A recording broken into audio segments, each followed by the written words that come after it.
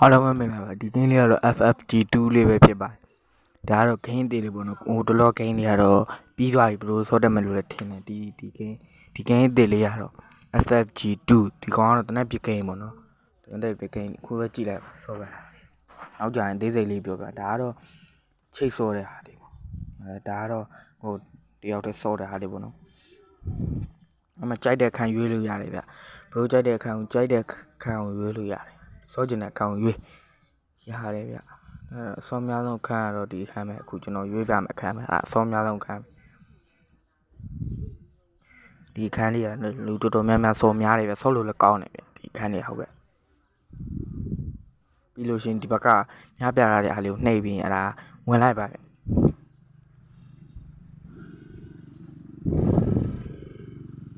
ညပြထားတဲ့အားလေးကိုနှိပ်ပြီးဝင်လိုက်ပါဗျ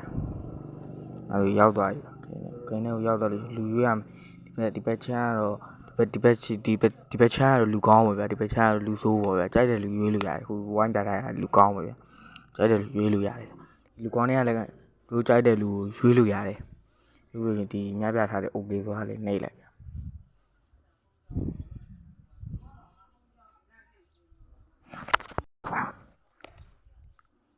ပြီးလို့ရှင်ဒီညပြထားတဲ့ OK ဆိုတာလေးနှိပ်ပြီးလို့ရှင်ဂိမ်းထဲကိုရောက်သွား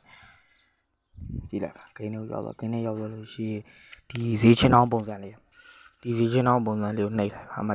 ကိုကြိုက်တဲ့တနက်တွေဝယ်လို့ရတယ်အကြီးကားတွေဝယ်လို့ရတယ်ဘုံတွေဝယ်လို့ရတယ်ဓာတ်တွေဝယ်လို့ရတယ်အဆုံးဝယ်လို့ရတယ်ဒီကိုဟိုင်းပြထားတာလေးကိုနှိပ်လိုက်အမှအဆုံးပဲပဲတနက်ဆိုပြင်းစရိုးရှိမယ်ကြောက်ချက်တွေရှိမယ်စတိုက်တွေရှိမယ်ဘာ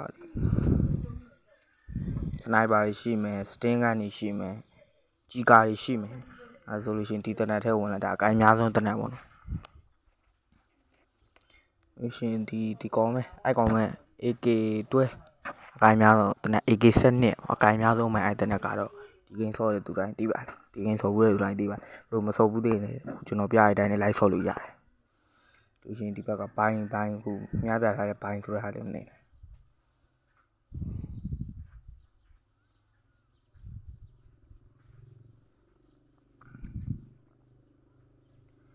မြပြရဲ့ဘိုင်းဆွဲထားလေးနှိပ်လိုက်လို့ရှင်ကိုကြတဲ့တနက်ကိုဝဲပြီးသွားအမကြီးလိုက်ပါမှာ